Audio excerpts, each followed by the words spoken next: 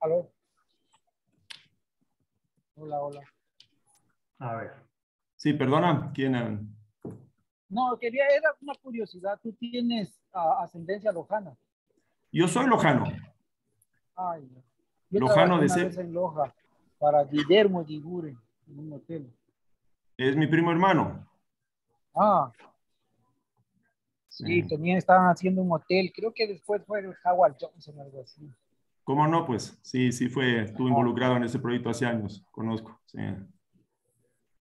era una curiosidad nada más. sí, pero lojano de cepa yo, sí que toda la Chévere. vida. Perfecto. En primer lugar, Rubén, agradecerte por esta charla diferente, llamémosla así, a lo que normalmente hemos venido realizando, que son de carácter técnico. Entonces, siempre va a ser muy interesante, nos va a llenar de mucho conocimiento en el caso del tema bancario vinculado a la ingeniería civil. La charla de hoy es la banca de la ingeniería civil, financiamiento verde. Rubén Eguiguren Arias es lojano, es ingeniero civil de la Escuela Politécnica Nacional, complementó su formación con un MBA en Northeastern University en Boston y con permanentes cursos especializados en banca.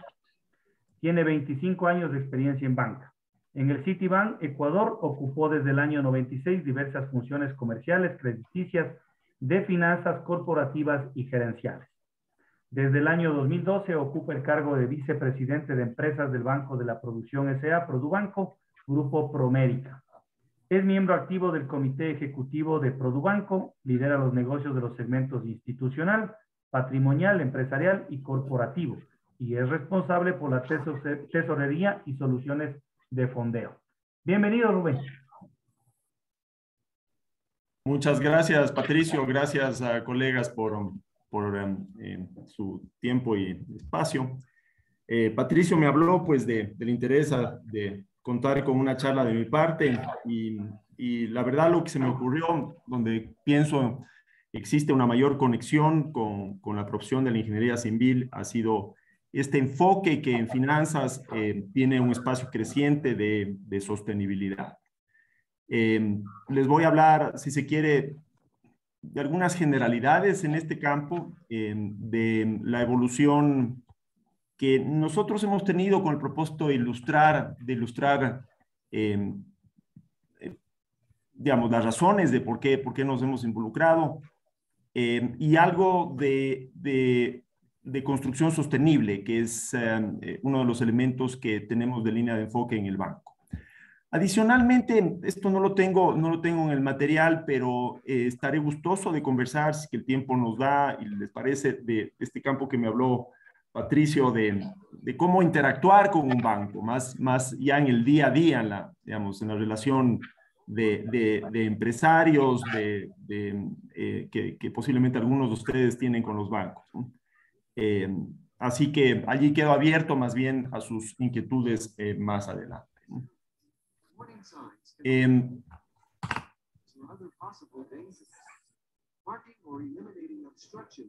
Algo sobre el entorno de las finanzas sostenibles, de lo que está pasando en el mundo, ¿no? Esto quizás conocen mejor, pero ha habido toda una evolución en acuerdos mundiales referentes al cambio climático y el medio ambiente, la Convención del 92, la adopción del Protocolo de Kioto en el 97, muy parcial, digamos, solo por países desarrollados y solo por algunos de ellos, básicamente considerado como un paso que fue de éxito muy, digamos, casi un fracaso. El 2009, la Convención de Copenhague, donde ya se habla del 2% como máximo de incremento de temperatura que el planeta podría tolerar.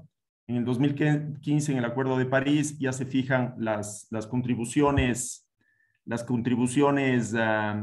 de los países en un esquema muy distinto a lo que se venía hablando en lugar de tratar de cuadrar un tratado que se vuelve vinculante para las partes, en que pasaron a un esquema donde los compromisos de los países eran eso, compromisos, no hay una situación vinculante, lo que sí hay es los ojos del mundo sobre el cumplimiento de esos compromisos con cada país. Y luego hemos estado con recientes noticias sobre la COP26 en Glasgow, donde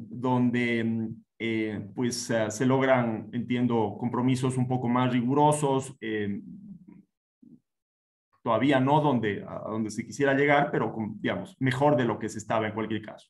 Fuerte enfoque en el metano, en energía y en reforestación, ¿no? Esos son un poco los highlights que yo vi de haber pues, seguido en cierta medida la evolución de esa conferencia. Entonces, dentro de eso, se dan un mundo de inversiones en sostenibilidad, una necesidad en inversiones en sostenibilidad. Y aquí les menciono quizás los campos más representativos de lo mismo, ¿no? Inversiones en certificados de construcción verde, de esto vamos a ir con más detalle más adelante. Energías renovables, inversiones en equipos y sistemas y servicios que resultan en ahorros de energía. Prevención y control de la contaminación. Aquí hay, digamos, grandes espacios para remediación y manejo de desperdicios.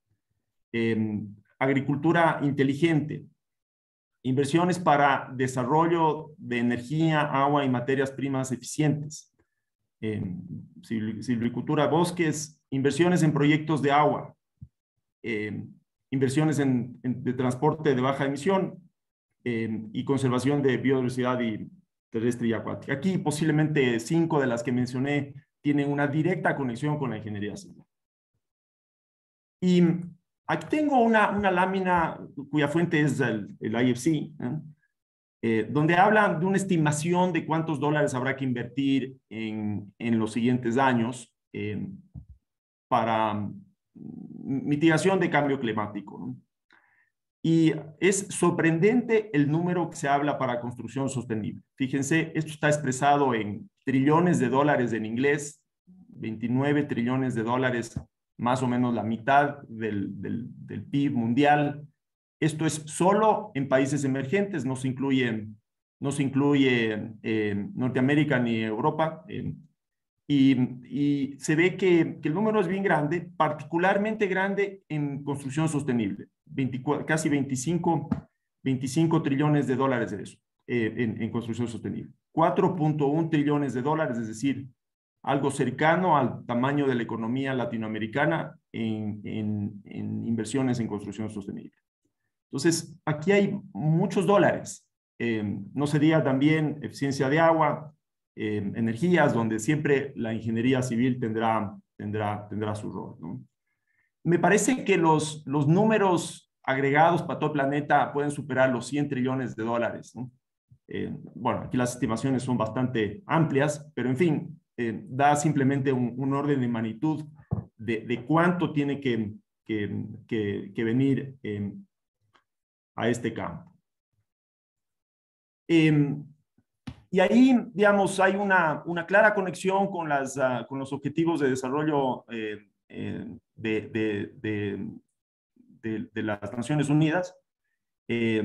En cuanto a, digamos, muchas de las iniciativas son transversales a varios objetivos, en adaptación de cambio climático, en el tema de hambre, en adaptación de cambio climático hay mucho de agricultura y de alimentos, gestión ambientalmente sostenible de recursos vivos,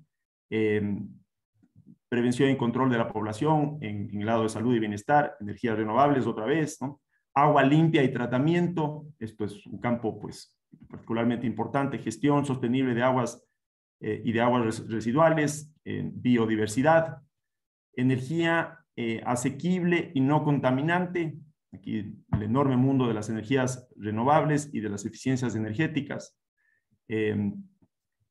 crecimiento económico, aquí, digamos, todos estos de una u otra manera tienen un ángulo de inversión que mueve la economía, industria, innovación e infraestructura, aquí viene nuevamente eficiencia energética, energía renovable, ciudades y comunidades sostenibles, transporte limpio, productos y tecnologías ecoeficiente, gestión nuevamente ambientalmente sostenible de recursos naturales, construcción verde, prevención y control de la comunicación, nuevamente energía renovable, ¿no?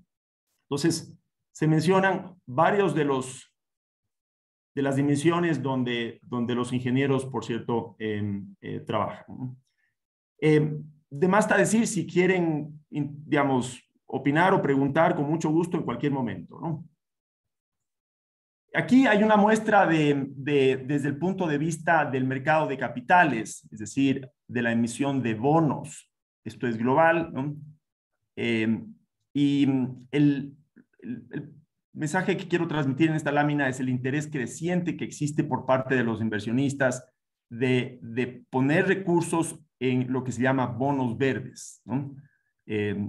Bonos verdes, aquí está la categoría también de bonos sociales y bonos sostenibles. El bono sostenible combina proyectos sociales y proyectos verdes. Un proyecto social puede ser un ángulo de educación o de cubrir minorías como, o mujeres o pequeñas empresas, y verdes, pues hay algunas dimensiones ahí, ¿no?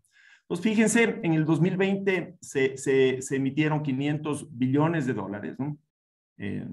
O sea, medio trillón de dólares. Recordemos que las inversiones de esta lámina, de hace dos láminas, eran del orden de 30 trillones, ¿no? Y se ve que empiezan a llegar dólares, ¿no? Aquí hay un ángulo bien importante no solo desde el emisor, que es el que ejecuta o el que canaliza los recursos, sino del inversionista. El inversionista tiene un interés quizás dado por su constituyente, es decir, el Fondo de Pensiones de California o el Fondo de Pensiones, digamos, de varios de los países europeos, quieren que parte de sus recursos tengan un impacto determinado en algunas de las causas que ellos consideran necesarias para el mundo en este momento, ¿no? Y por lo tanto están dispuestos a quizás incluso renunciar a rendimientos más altos a cambio de tener la oportunidad de invertir en proyectos, por supuesto, bien estructurados en esta línea, ¿no? Entonces, aquí a quien emite desde el lado del emisor, desde el lado del que requiere los recursos, hay un acceso a un pool de recursos bien significativos. Recordemos que si hay algo en el mundo en este momento es mucho ahorro, ¿no? Les trae credenciales sostenibles, pues aquí también hay un efecto de imagen, ¿no? Hay algunas compañías, algunos emisores, algunos gobiernos incluso, porque esto viene no solo son privados. El Ecuador me parece que ya ha emitido su primer bono, me parece que primero su bono social, ¿no? Con el auspicio del BID, pues trae compromisos e incentivos para seguir trabajando en esa dirección. Hay un elemento de mitigación de riesgo que es particularmente importante, que ya lo voy a mencionar desde el punto de vista de un acreedor, y hay algo en precios de mercado. Quizás se podría conseguir una mejor condición de tasa de interés por el mayor interés que trae esto versus las soluciones estándar, ¿no?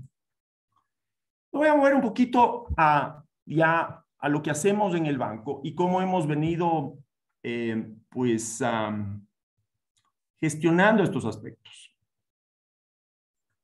El banco genera, no solo el banco, sino quizás muchas entidades financieras, un sistema de análisis y de riesgos ambientales y sociales, llamamos SARAS, ¿no? La trayectoria ha sido que para el 2016, a través de la Asociación de Bancos, ya se redactan unos primeros lineamientos. En el 2017, con el apoyo de la entidad holandesa FMO, consolidamos nuestra metodología. Se crea un equipo de análisis de riesgos ambientales y sociales en la unidad de crédito. Luego ya empezamos a mirar el portafolio, nuestros 4.000 millones o algo así que tenemos en préstamos, desde la perspectiva de la sostenibilidad.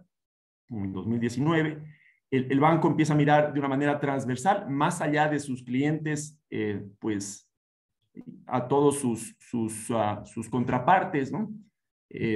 Y ya hace unos pocos meses el banco declara su intención de llegar a un net zero para el 2050, que todas las operaciones del banco más los impactos que tiene su portafolio, su cartera, tengan neutralidad de carbono, ¿no? En 2019 también firmamos los principios de banca responsable auspiciados por por la entidad de las Naciones Unidas del Medio Ambiente, donde se marcan algunos lineamientos que nos llevan desde pues, la transparencia hasta poner métricas, hasta definir dónde sí y dónde no. Son principios relativamente generales, pero que ya al adoptarlos pues, nos pone compromisos serios. Entonces, esto es así como formamos este sistema SANAS, ¿no? Como mecanismo de evaluación, les pongo simplemente un elemento. Existe una matriz de clasificación donde se determina, por un lado, la categoría de riesgo social y ambiental. Esto está como predeterminado en función de la actividad del proyecto o del cliente que vamos a financiar. Y por otro lado, el tamaño de la exposición que vamos a tener, ¿no? Entonces, habrá actividades que son por sí mismas intrínsecamente de alto riesgo social y ambiental que tendrán un detalle bastante más alto que una actividad que, qué sé yo, como una actividad comercial donde se financia, qué sé yo, un simple local comercial, ¿no? Entonces, aquí se diferencia en función de esta matriz el nivel de debida diligencia. Entonces, hay una debida diligencia básica y una debida diligencia ampliada en el otro extremo, ¿no? Y también, claro, diferenciamos. Una cosa es poner, no sé, desde los $350,000 que evaluamos, o poner, no sé, $30 millones en un proyecto, ¿no? Entonces, estas debidas diligencias se ejecutan en función digamos, con este equipo especializado. Tenemos, les cuento, por cierto, ingenieros ambientales ya en el banco. Eso no tiene precedente. Y luego, para ciertos casos donde el valor del proyecto es mayor a $10 millones y requiere más de 3 años plazo, incorporamos una evaluación en base a las normas de desempeño de la Corporación Financiera Internacional, o lo que se llaman los IFC Performance Standards. Esto entiendo incluso que en ciertas APPs, ciertos países más bien los están poniendo ya como base contractual para cualquier proyecto que los países adopten, ¿no?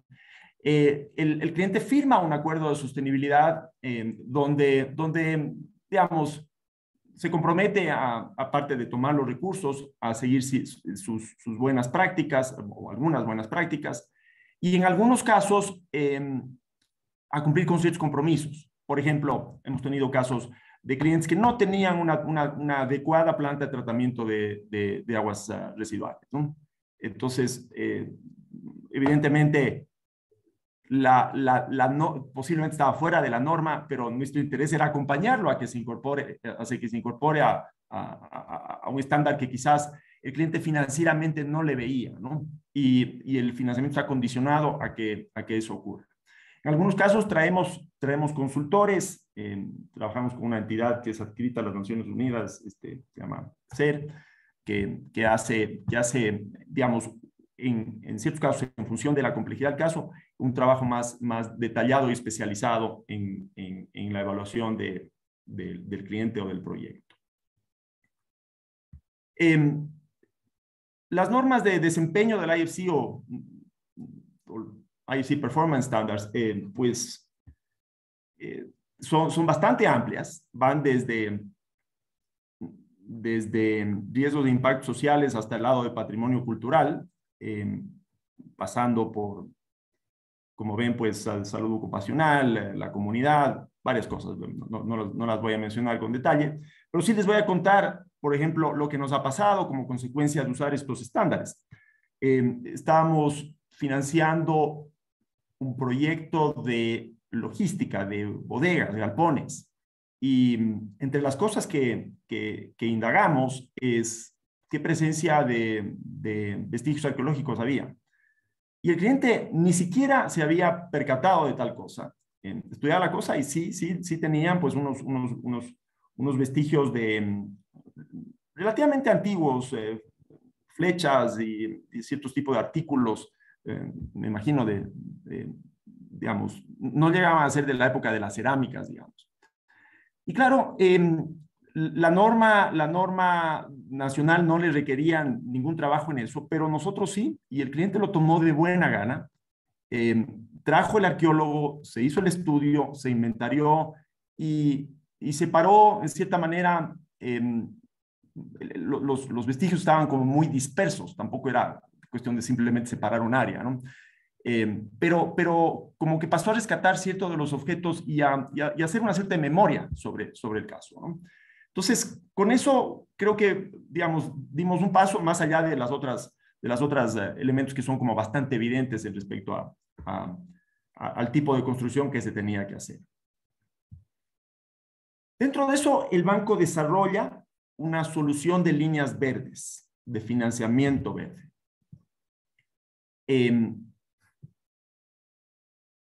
Es decir, por un lado, nuestros clientes que superan este umbral de $350,000 tienen algún tipo de evaluación social y ambiental. Eso lo hacemos de manera genérica, indistinto de si aplica o no para líneas verdes, ¿no?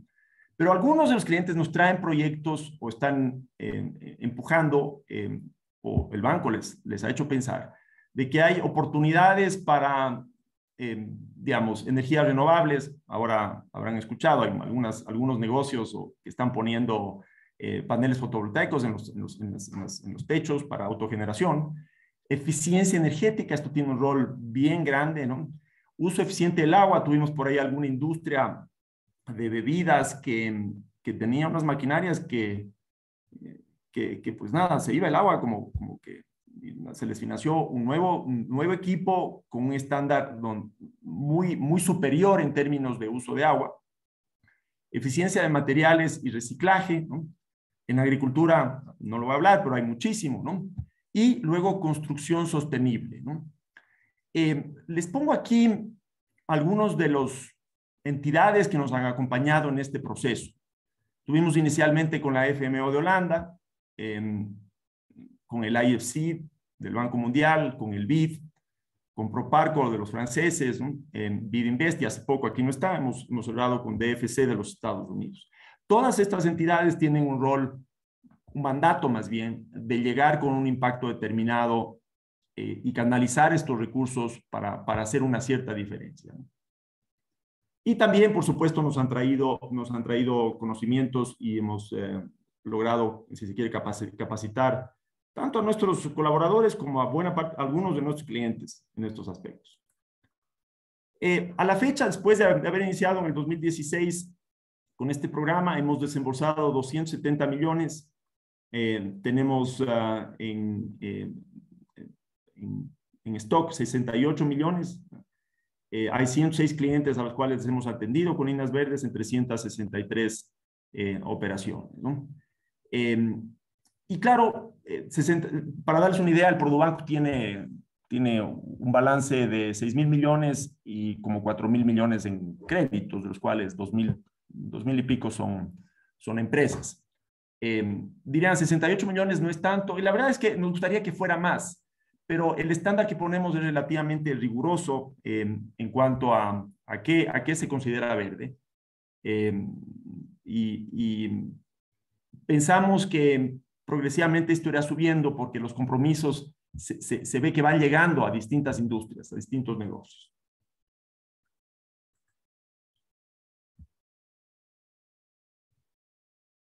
Digamos, hablando por sector económico, toda esta originación ha estado con un sesgo bastante grande en agricultura, en pesca, que hay mucho de camarón que tienen ciertas certificaciones que les califican para ser considerados verdes. Industria, construcción, 17 millones, suministro de electricidad, agua y gas, 8 millones.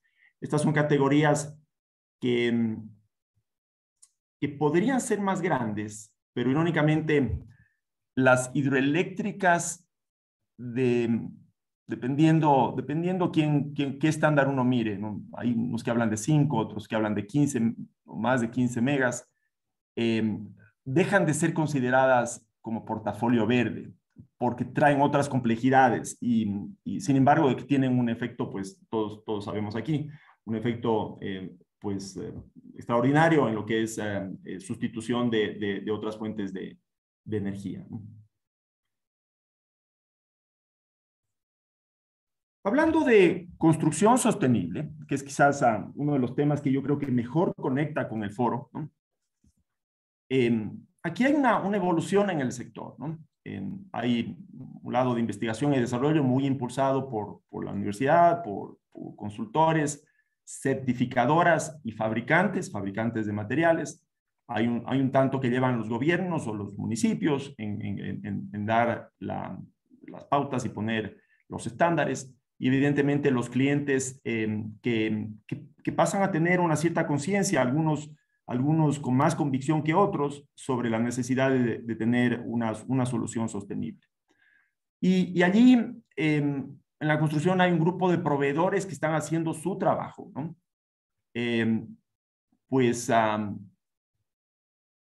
Los insumos de construcción pueden tener un componente ambiental, una huella ambiental muy grande, ¿no? Luego existen los proyectos inmobiliarios, hablándolo específicamente de ese mundo, ¿no? Que buscan unas soluciones más ecoeficientes, tanto en el lado de la construcción como el diseño. Y luego en el sector financiero que estamos queriendo tener esa huella, ese impacto, ¿no? Aquí les menciono 3 certificaciones. Hay más, pero 3 certificaciones quizás más visibles. Está la certificación LEED, que es una certificación muy estadounidense, ¿no? Que está muy orientada a edificios, ¿no? La certificación EDGE, que fue impulsada por el IFC del Banco Mundial. La certificación BREEAM, esta es británica y de lo que entiendo puede ser muy amplia, puede aplicar a edificios comerciales, a edificios industriales, a remodelaciones, hay como una serie de campos. Y claro, cada una de estas certificaciones tiene una suerte de línea base sobre la cual parten, porque una cosa es ser eficiente, o más bien, los consumos de energía en un país de 4 estaciones son bien distintos de lo que serán acá. Lo que importa es tener una mejora en la eficiencia energética, entre otras cosas. Entonces, estos de aquí son los elementos que el banco utiliza para calificar o no como a un proyecto como verde, ¿no? Hemos visto algunos constructores ya adoptando esto, ¿no? Familiarizándose más y más con estas estándares y trayendo los consultores que digamos, les acompañan en este proceso de planificación para llevar el proyecto al estándar correcto. Sí, hay una preocupación que está siempre pues, en la mente de las personas cuando se habla de, oye, ¿por qué no certificas el edificio verde? ¿Por qué no lo diseñas el edificio como verde? Y es el tema del costo. Y más son los temores, hay estudios por allí, vi alguno, o algunas cifras, donde más son los temores que la realidad. En la realidad, si acaso hay un marginal muy pequeño de costo como consecuencia de impulsarlo al proyecto a que sea certificado, ¿no? Entonces aquí, digamos, en la construcción hay un gran espacio, ¿no? Unas pocas cifras. 32% del consumo de energía en el mundo está en edificios. 19% de las emisiones de carbono. Solo la industria del cemento, esto lo escuché ahora en Glasgow, produce 2.8 gigatoneladas de CO2. Esto es, si fuera un país, fuera el tercer emisor. Se emite más que toda la India, ¿no? Algo menos que los Estados Unidos y que la China, que son los grandes emisores. Me parece que el acero tiene una huella también muy, muy significativa.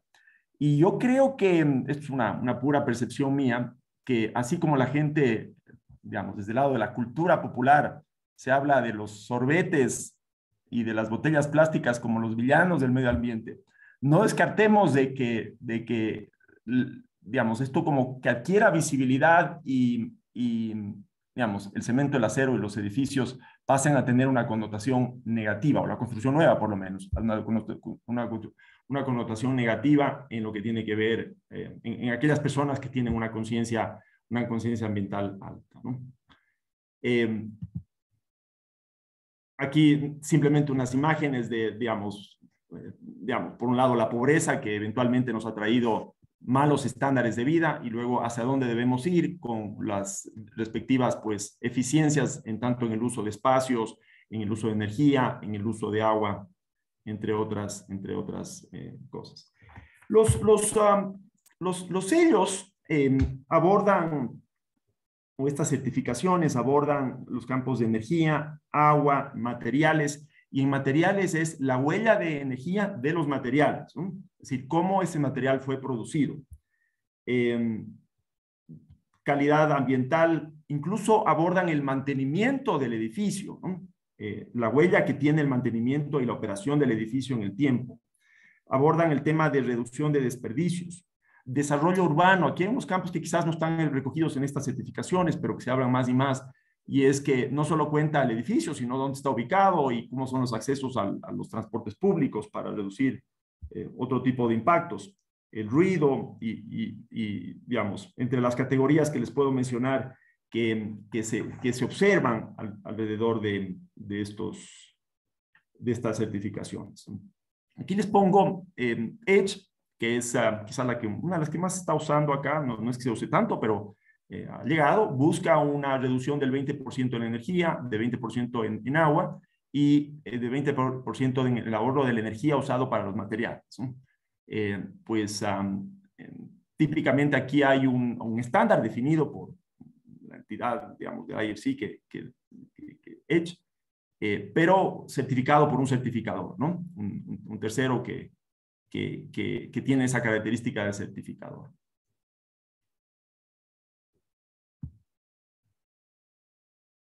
Y EDGE, igual que la británica BREEAM, puede abordar, digamos, edificios de vivienda, hoteles, oficinas, hospitales, comercio, industria, educación, o sea, es relativamente general.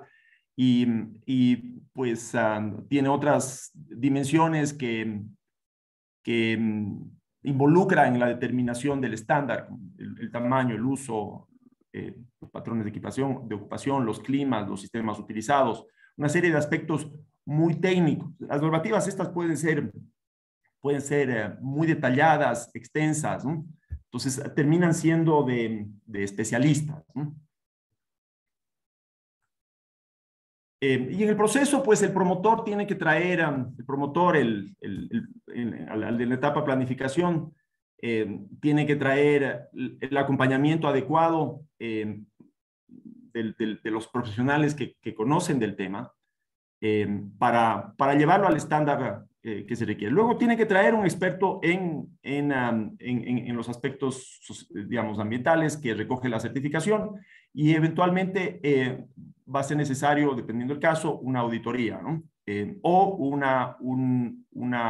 autorreporte de los compromisos que se pactaron para lograr esa certificación. Desde la perspectiva del banco, como digo, nosotros tenemos un equipo que quizás entiende con relativo detalle el lenguaje de estas certificaciones, pero descansamos muchísimo en estas certificaciones. Y por lo tanto, lo que ha ido pasando es que nos estamos moviendo a certificaciones más rigurosas. Por ejemplo, en LEED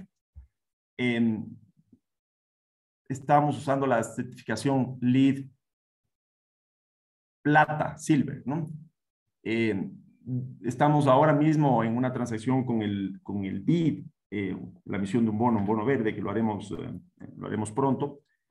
Y allí hemos acordado que para que califique para ese portafolio de ese bono, tiene que ser LEED Gold, que es un estándar más exigente en energía. LEED y BREEAM funcionan con puntajes, entonces digamos, los niveles de Silver, Gold, Platinum dependen de si se logra uno u otro puntaje después de incorporar varias de las dimensiones que les había mencionado hace unos minutos. Yendo un poquito a conclusiones y quizás para escucharles inquietudes y comentarios y luego quizás pasar al otro tema, como dije, ¿no?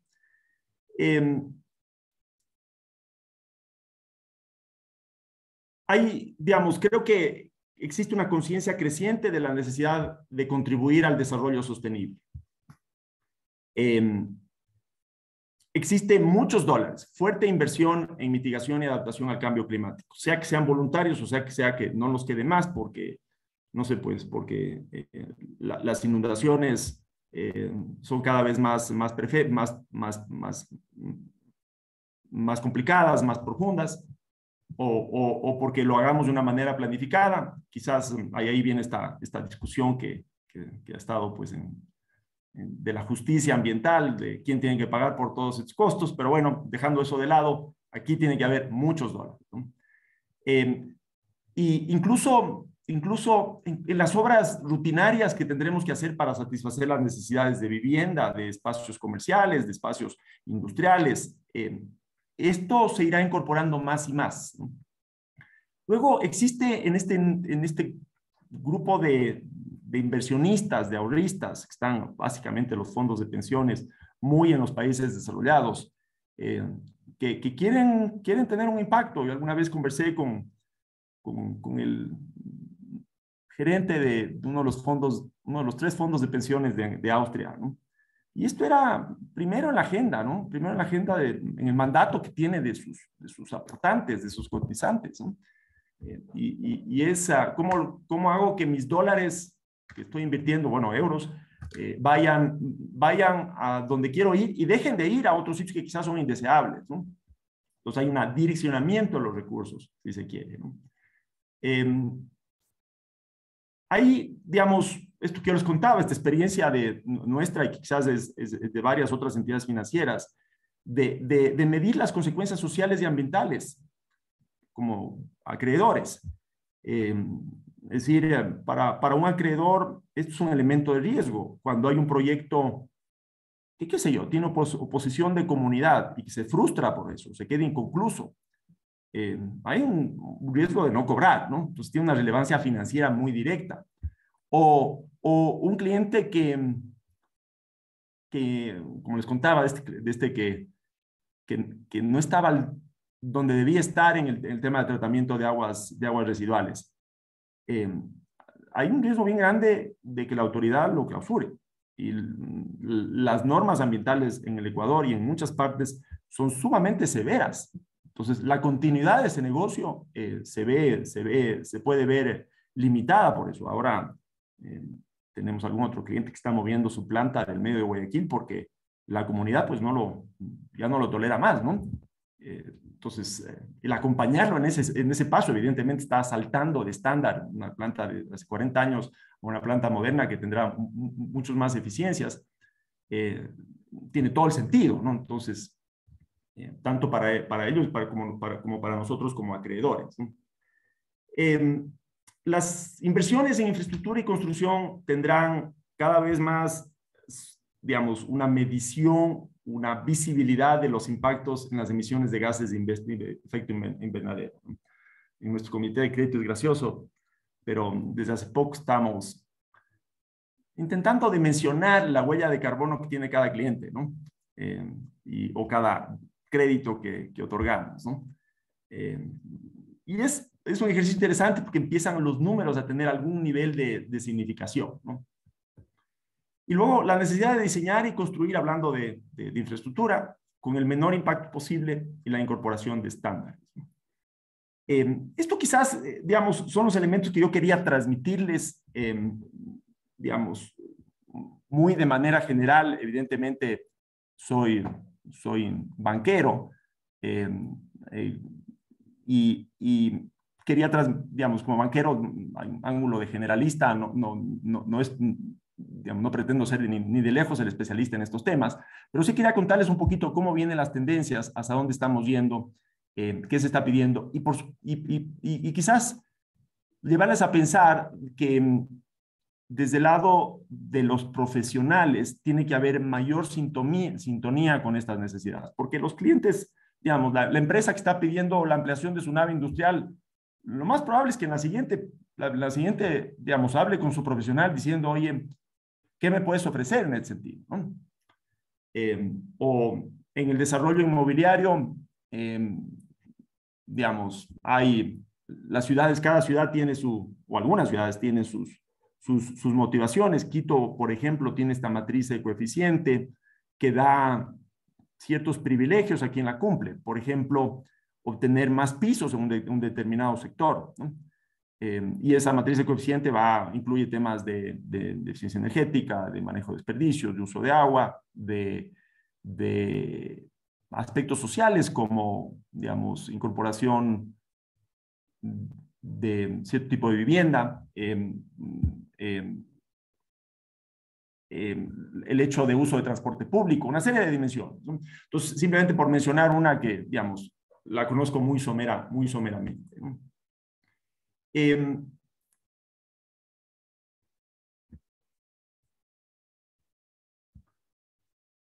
Esto era, digamos, el tema que, como dije, pues quería traerles, y sin duda abierto a discutir este otro tema que es más ya la interacción del día a día con los bancos, que sé que a veces visto desde el otro lado del escritorio es más compleja de lo que nosotros percibimos. Muchas gracias, Rubén. Realmente el financiamiento verde es una necesidad inmediata, no solo en el Ecuador, sino en todo el mundo. Y como tú decías, 270 millones tienen en el área bancaria para prestar en Ecuador, llamémoslo así. Estimados colegas, estamos abiertos al diálogo. Las preguntas que deseen realizar para compartir con Rubén sobre el tema expuesto. Y obviamente las otras preguntas del tema estrictamente bancario, si es que las hay, también para que Rubén nos pueda direccionar o aclarar las dudas que siempre se nos han presentado. Los que deseen intervenir, por favor, lo pueden hacer directamente o a su vez solicitar la palabra. Remigio está ahí. Remigio. ¿Está sin micrófono? Bueno, sí, realmente muchas gracias, Rubén, por la buena explicación. Seguramente mi pregunta no sé si iba a ser clara, pero tengo una inquietud desde hace algún tiempo, respecto a esto de la famosa infraestructura verde. Obviamente me preocupa mucho el asunto del agua. Creo que a todos nos preocupa el asunto del agua en cantidad y calidad. En la cantidad, bueno, ya todos sabemos el asunto de la variación tempoespacial de las precipitaciones, que obviamente da una variación temporal espacial también diferente en la geografía del país. Y obviamente, pues, los usos y concesiones de agua cada vez se hacen mucho más complicadas.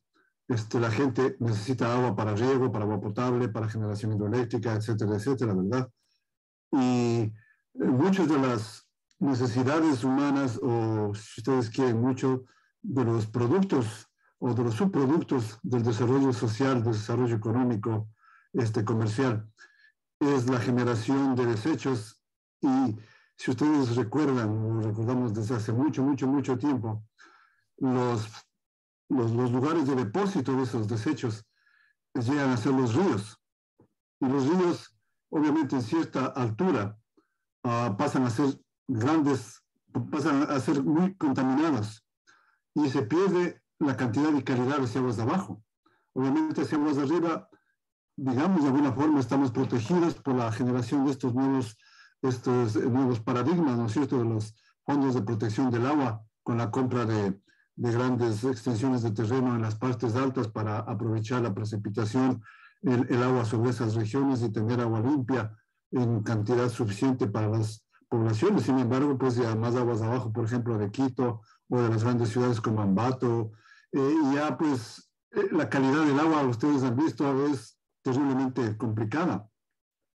Y no existen procesos baratos de tratamientos de agua. Entonces, realmente eso es una carga bastante fuerte sobre el área nacional, sobre las ciudades. Entonces, yo creo que una de las razones fundamentales de la ingeniería civil, en particular de la parte del agua, es el procurar que los desechos no lleguen a los ríos, que los ríos sean también una especie como de esparcimiento natural de las grandes poblaciones, que vaya la gente a esparcirse en los ríos, No somos nosotros muy querendones de los ríos, ¿no es cierto? Muy poca gente va a los ríos, a las cascadas, y cuando vamos a veces a los ríos nos topamos con la gran, o con la terrible vista de sectores contaminados, de basura por todo lado. Y eso ni las ciudades, ni los consejos provinciales, ni el gobierno nacional se preocupa en gran escala, digamos, de mejorar esa situación. Y eso es, yo creo que básicamente debido a la falta de recursos económicos. Y en ese sentido, ¿cómo o si será o no posible que estas nobles iniciativas del desarrollo sustentable sean o se pueden encaminar hacia la protección de los ríos, que son las venas y arterias de nuestro país, en cuanto a la producción de agua limpia?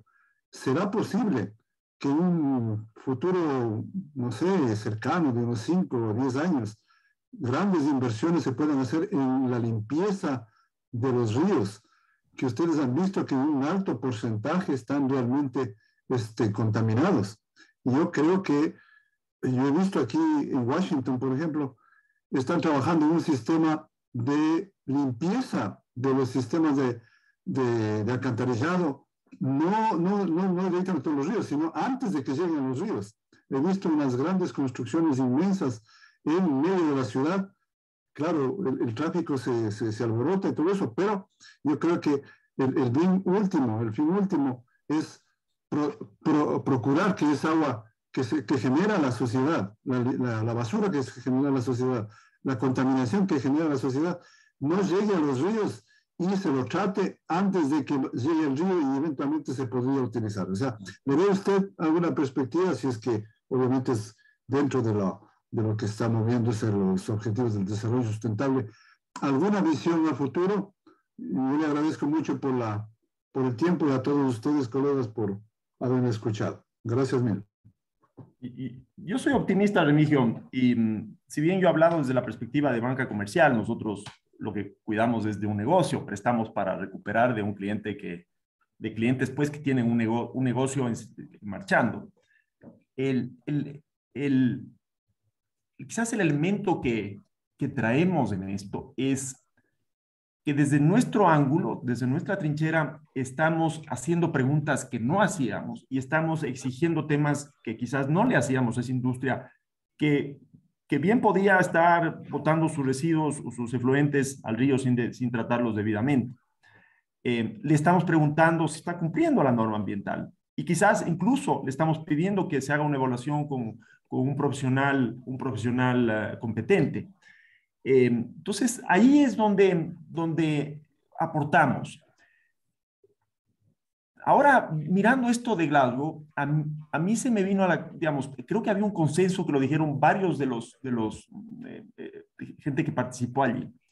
Y es que esta es la solución a los problemas ambientales, que bien menciona este tema, esta tragedia de los ríos en el Ecuador, que lo vivimos ahí, digamos, aquellos que nos gusta salir al campo, pues es triste ver el basurero que son. Es que las soluciones a todos estos problemas no se darán solo por acción de un gobierno, serán acción de un gobierno, de las empresas, de organizaciones en general y de los individuos. O sea, aquí tenemos que confluir varios y como dije, desde distintos ángulos, ¿no?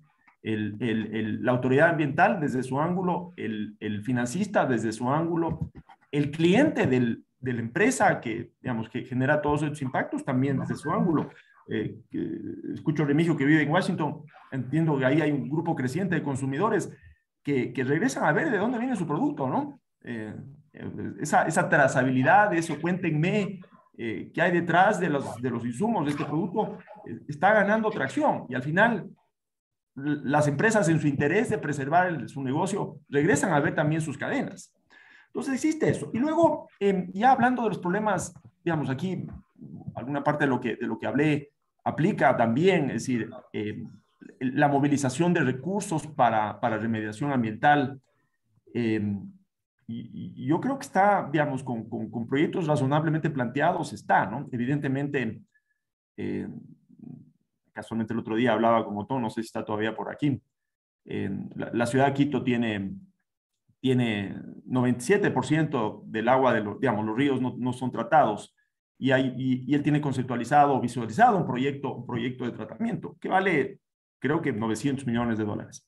Y la propuesta es una alianza público-privada, pero claro, hay que darle ingresos para que haya una fuente de repago. Y el ingreso vendría del ciudadano. Tenemos que hacernos cargo también de nuestra partecita, pagando el costo que significa limpiar el río, ¿no? Entonces, subir la tarifa de recolección de basura, incorporar el valor que corresponde al tratamiento de aguas bebidas, y con eso hacerlo financiable al proyecto, ¿no?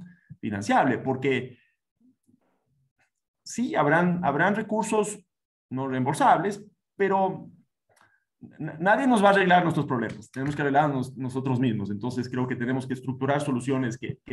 Y la buena noticia, como dije, es que si se presenta un proyecto bien estructurado de manejo de remediación ambiental,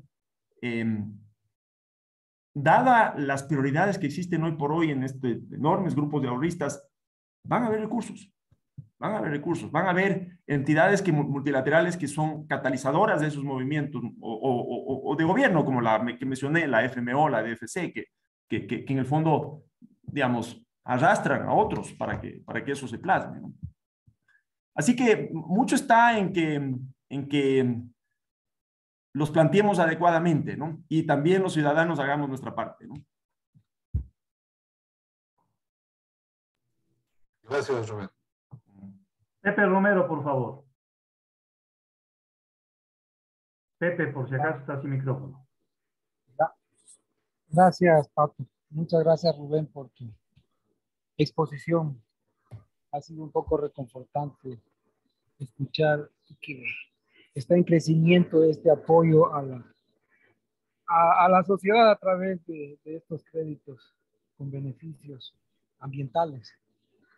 Aquí, como dijo Remigio, no sé si cabe, más es común interactuar estas preguntas, estas inquietudes que tengo, que más o menos serían 3.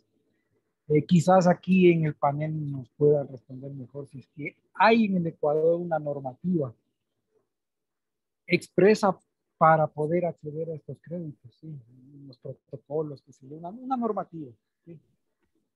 Así como hay el EX, el GREEN, ¿sí? Y de existirlos, si exista o no, uno puede acogerse exclusivamente a una de estas normas internacionales que tú decías, o puede libremente adoptar ciertas normas del EDGE, otras normas del LEED o del BREEAM, qué sé yo, ¿sí?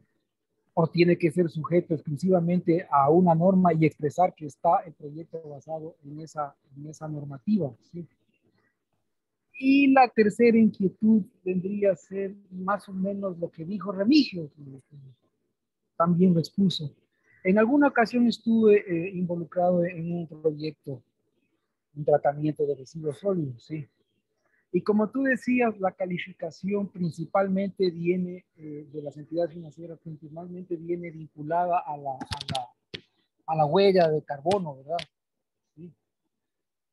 Pero en este proyecto había muchos otros beneficios, por ejemplo, lo que conocemos como botadero de basura en la disposición final en un cubeto, produce un problema tremendo que son los lixiviados, ¿sí? Y que son un contaminante, un tóxico terrible, ¿sí? Pero el hacer esto, si bien podría no generar una disminución en la huella de carbono, sí es un aporte en la disminución de la toxicidad que se podría estar creando si continúa el status quo de esa situación, ¿no?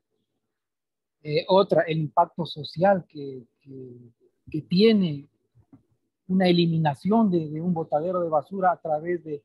Se planteaba una generación de energía por pirólisis, que es el calentamiento de esta materia y formar una biomasa que se aprovecha como energía, ¿sí? Entonces, existe también mecanismos de calificación para esas otras beneficios colaterales que tendría un planteamiento. No sé si fui claro, Sí, Rubén. sí. A ver, respecto a los estándares, digamos, a la calificación de ciertos estándares, en general, en edificios se va por uno o por otro camino, ¿no? O el LEED Gold o Edge, digamos, o BREEAM, ¿no? Depende. Como dije, estos están, sobre todo en países más desarrollados, están más personalizadas al entorno de cada región o cada ciudad. Entonces, aquí estamos usando estas que nos han venido de fuera y quizás hay pasos como lo que les mencioné de la matriz de coeficiente del municipio de Quito, ¿no? Pero yo creo que de eso vamos a ver más. En cualquier caso, para financiamiento de edificios tiene que ser una de cualquiera de estas, ¿no? Para ser considerado un edificio certificado, ¿no? Sin embargo, tenemos una categoría que le llamamos proyectos, donde hacemos una evaluación muy específica de la inversión que el cliente está haciendo. Ejemplo, no sé, una industria de alimentos que vende cientos de millones de dólares, ¿no? Y que requiere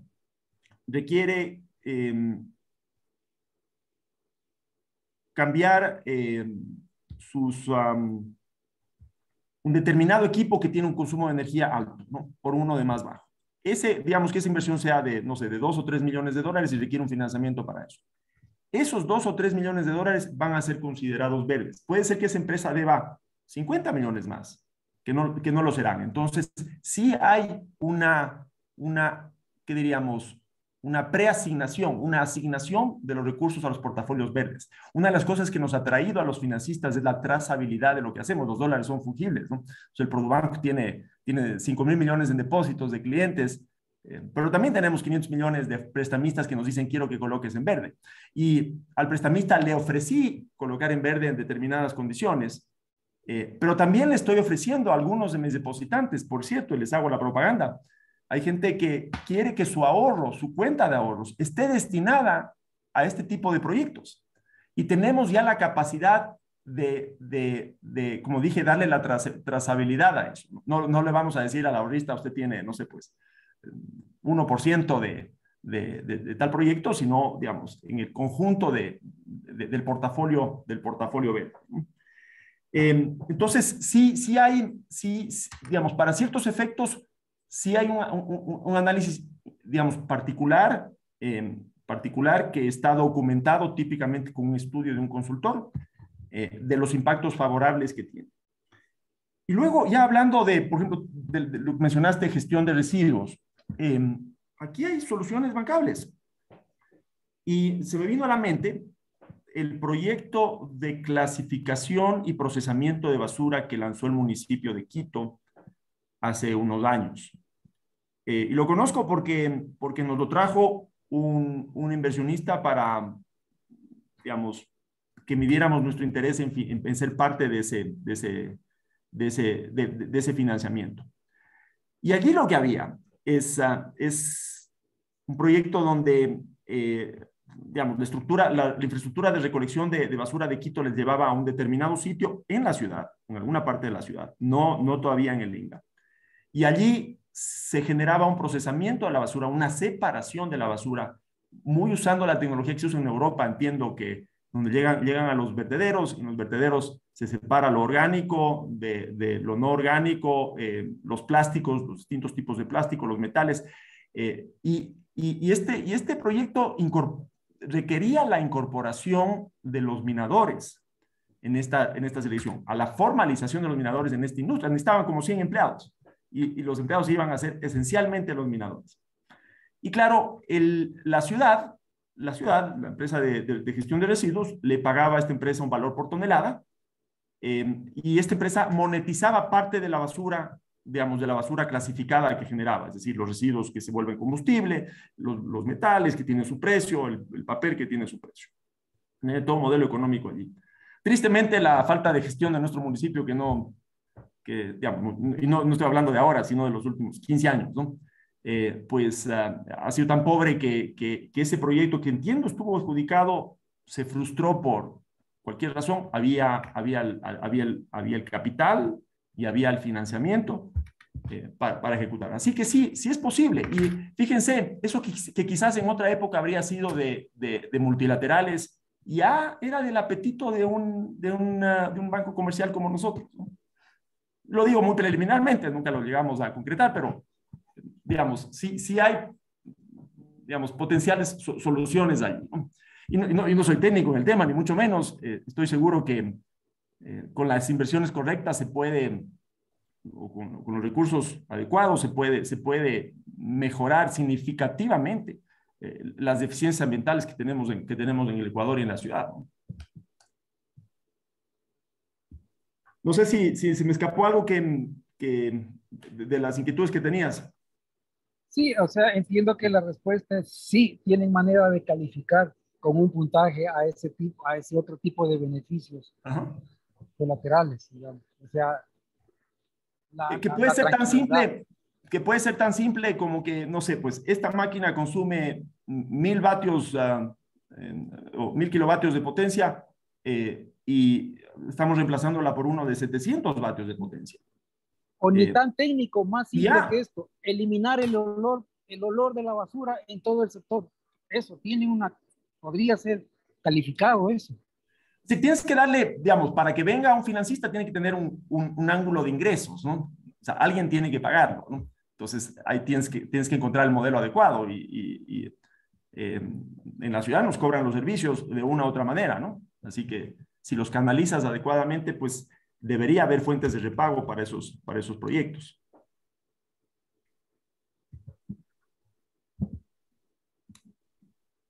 Sí, está bien. Gracias, Rubén. Eh, Fernando. Felicitaciones, Rubén. Qué gusto saludarte.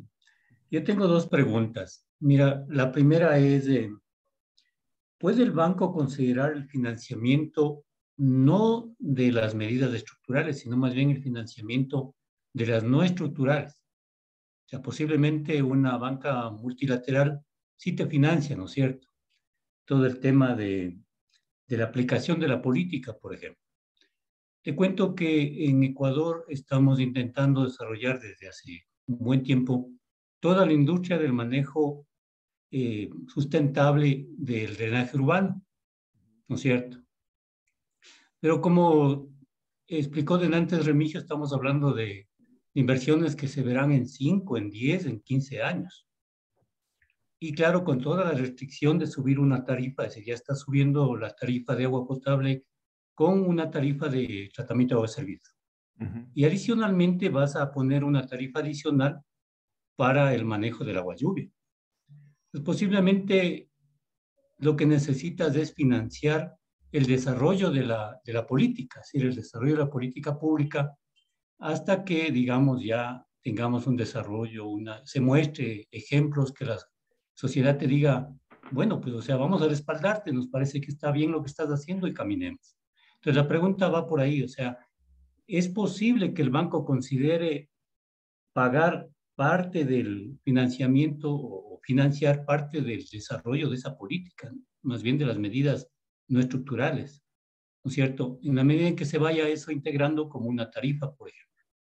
Esa es la una pregunta. Y la otra que te quería preguntar, que yo tengo ya mucho interés, es en el tema de cómo manejan ustedes el aseguramiento. O sea, ¿cómo es el tema de seguros, por ejemplo, en un tema de riesgos naturales o en tema de medidas de mitigación ambiental o de riesgos? ¿Cierto? ¿Cómo trabajan ese tema? Eso, Rubén.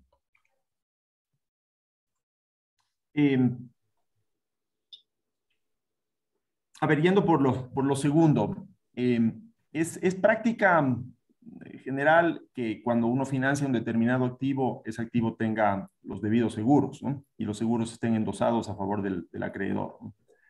Ahora, hay proyectos donde quizás una de las consideraciones, digamos, contractuales incluso, ¿no? Es que los seguros tengan determinadas características, ¿no? En el caso de Project Finance, por ejemplo, ¿no? Donde hemos financiado, por ejemplo, nosotros hidroeléctricas, y si no tienes los seguros adecuados en el proceso de de construcción durante el proceso de construcción y eventualmente ya una vez operando la planta, la viabilidad de ese proyecto puede colapsar, ¿no? Entonces, tienen que tener las coberturas de las compañías de seguros con las credenciales adecuadas. Y eso lo miramos incluso con un especialista, ¿no? Que nos diga, oye, esta póliza cubre lo que tiene que cubrir, los lucros cesantes son suficientes, hasta cuánto puede aguantar esta planta parada, ¿no? Entonces, sí, ahí el mundo de las aseguradoras tiene su rol. Y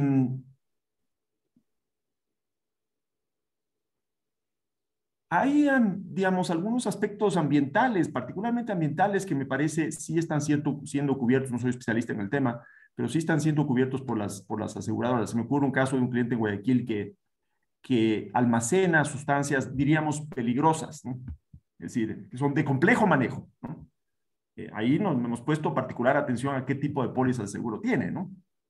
Porque, digamos, se rompe el tanque y, digamos, las consecuencias o las multas o las demandas pueden ser muy cuantiosas, ¿no? Evidentemente, la aseguradora también hace su parte de mirar digamos, el manejo de riesgo que tiene el cliente, tanto como lo hace el banco, quizás de una perspectiva un tanto distinta, pero lo ve, ¿no? Y luego, digamos, en lo que es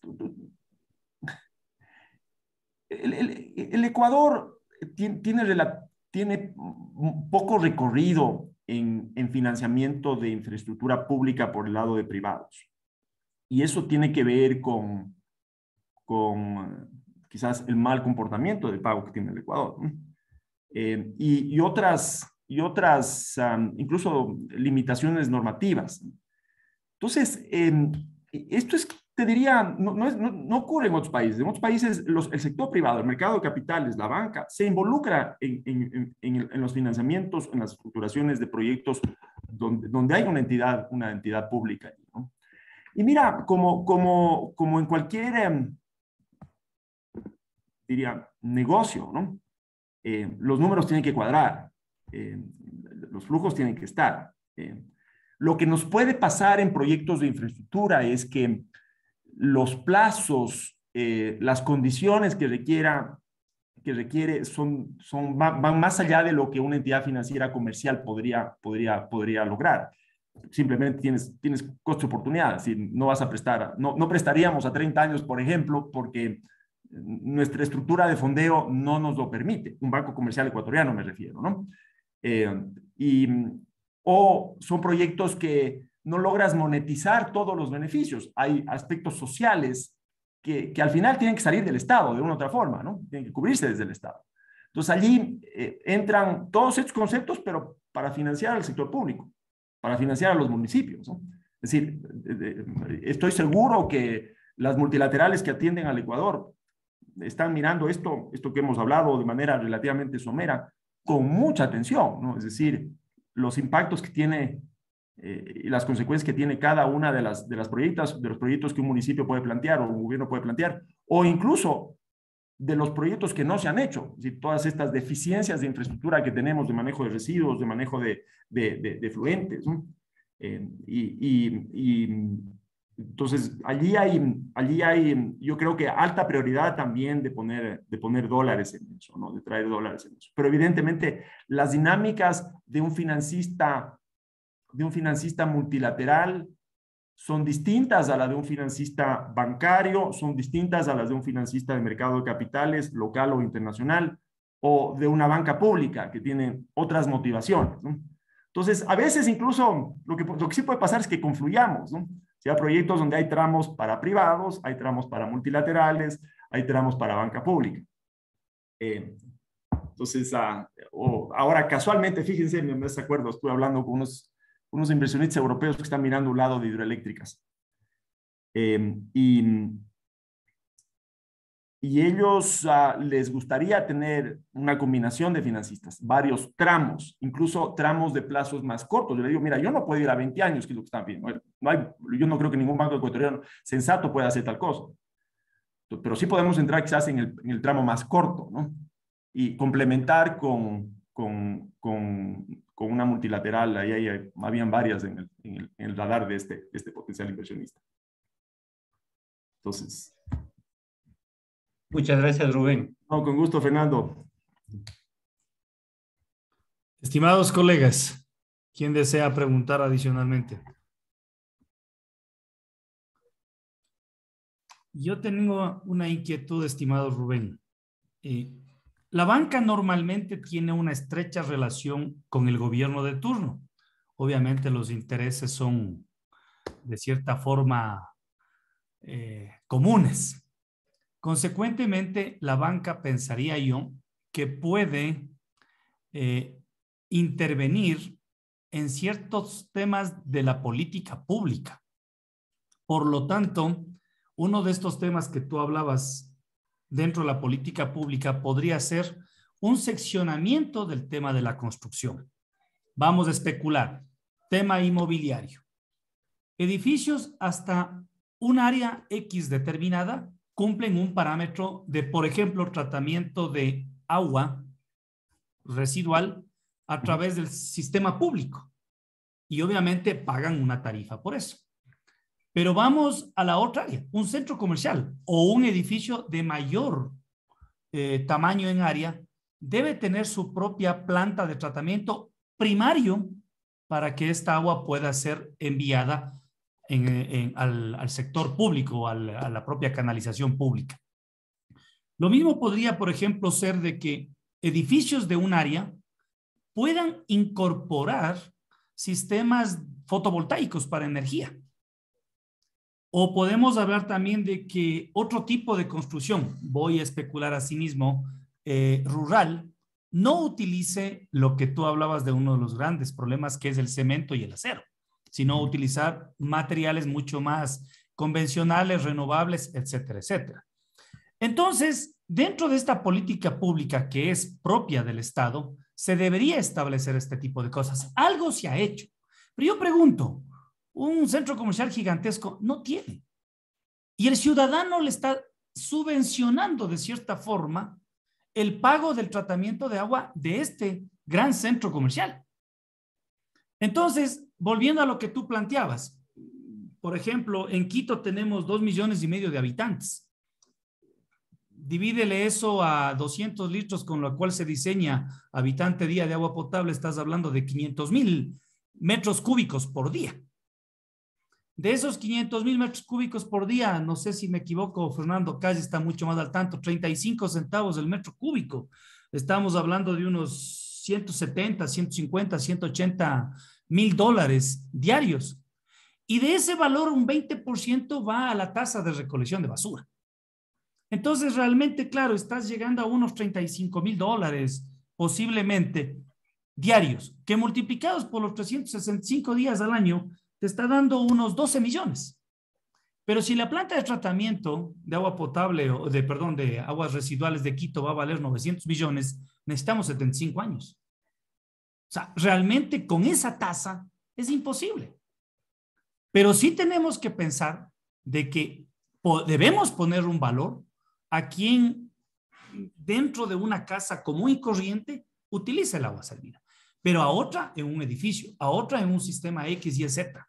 Entonces, la política pública debe enmarcarse eso. Y el sistema bancario, o la banca en general, tendría que influir en estos aspectos justamente para un tema crediticio. No sé cómo le ves, por ejemplo, una propuesta media en ese sentido, en donde la banca tenga su as y diga, perfecto, hagamos esto, señores de Estado. A ver, lo que puede ocurrir es que por nuestra evaluación de riesgos sociales y ambientales, el banco le requiera más que la norma a un determinado proyecto, a una determinada inversión. Es, digamos, de hecho, bien frecuente en multilaterales, las multilaterales, sobre todo el IFC del Banco Mundial, es el que va más a la vanguardia, ¿no? Es el que más levanta estándares y a veces la norma va atrás de ellos, ¿no? Entonces, un poco lo que le estás diciendo es, para que esto sea financiable o bancable, yo necesito ver que tú tienes tal estándar de manejo de residuos, o que vas a hacer necesita un plan de manejo de residuos que tiene que ser, yo banquero no sé decirte, pero avalado por un profesional pertinente. Yo digamos, endoso tu comentario de que estos costos los tienen que pagar quien los genera y al final hay incentivos y desincentivos para tal cosa.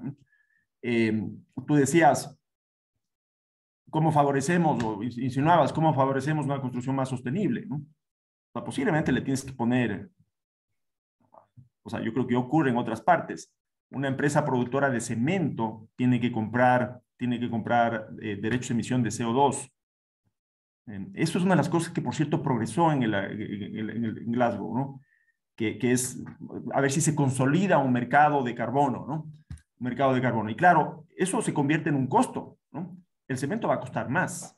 Entonces, a la hora de tú presentarle las alternativas a tus clientes, posiblemente la construcción de madera, pues va a ser atractiva comparada con la de la construcción de cemento o de acero. Entonces, esas son formas de llevar digamos, a un comportamiento determinado. Y la otra gran forma es la normativa, ¿no? O sea, necesitas reguladores competentes, actualizados, con buena información, que puedan, digamos, evitar que se produzcan esos desbalances, de que hay un ciudadano común que está subsidiando a un gran comercio que no tiene por qué hacerlo, ¿no? Es decir, evidentemente, pues el gran comercio le tiene que pasar en la renta a sus locales ese costo incremental y el cliente lo tiene que pagar a la hora de ir a ese centro comercial. Pero lo mismo aplica en la discusión de los combustibles. Es decir, hoy digamos, está muy mal visto en el mundo que se subsidie combustibles porque mandas malos mensajes. Al final, el mecanismo, casi el único mecanismo probado para lograr cambiar comportamientos es el económico, los costos. Los costos. Y allí creo que hay un rol. O quizás se me ocurre, digamos, los reguladores del municipio podría poner permisos o licencias de construcción más onerosos o cobrarte una tarifa diferenciada, como tú decías, en el manejo de residuos, ¿no? Creo que es una combinación de cosas. La verdad es que se me escapa, es un tema un poquito más lejano a lo que yo veo, pero yo coincido en que allí como sociedad sí tenemos que organizarnos mejor para evitar esos desbalances. Sí, porque como te decía, o sea, la gran industria sí he tenido la suerte de participar en algunos proyectos. Vamos a poner una acería muy grande en Milagro, que en este momento inclusive lo va a ampliar. Entonces, tuvo financiamiento del BID y el BID puso muchísimas condiciones. O sea, el tema del agua, por ejemplo, se crearon sistemas para tratamiento de aguas domésticas, de aguas industriales y todo, y que generan un alto costo y consecuentemente también generan el trabajo de los ingenieros civiles. Pero la industria mediana en muchos de los casos no. Lo mismo pasa en las grandes inmobiliarias. Las grandes inmobiliarias naranjas te botan al sistema público y te exigen. O sea, no hay ese aporte realmente que la gran industria inmobiliaria debería tener para, de cierta forma, combinar con el poco aporte que la casa común y corriente de un ciudadano o de una familia de 4 o 5 miembros debe hacerlo. Porque, claro, una familia de 4 o 5 miembros no te puede poner una planta de tratamiento, pero un edificio de 10, 12, 15 pisos Retratadas, claro. debes tratar y no lo hacen. Y yo he participado, por eso te digo, y justamente ahí está la normativa que la banca sí podría influir en el tema estatal. Chévere. Verónica Gómez tiene una pregunta, Rubén. Quizás solamente complementar. Una de las cosas que sí vemos es que los estándares, la vara va subiendo. Lo que pedíamos hace 5 años es menos de lo que pedimos hoy, nosotros como financistas, ¿no? Chévere. Verónica, por favor. Ya, déjenme ver si es que puedo tener. No sé si me escuchan. Ya, listo. ¿Sí? Ya. Lo que pasa es que, bueno, yo trabajé en el anillo vial de Ibarra, fui la gerente de proyecto y ahí tuvimos financiamiento del Banco Mundial. Entonces, por ende, sé el mecanismo de todas estas medidas de bioseguridad ambientales que toman las multilaterales. Pero nosotros trabajamos con una tasa básicamente del 2.5 de IBOR y una tasa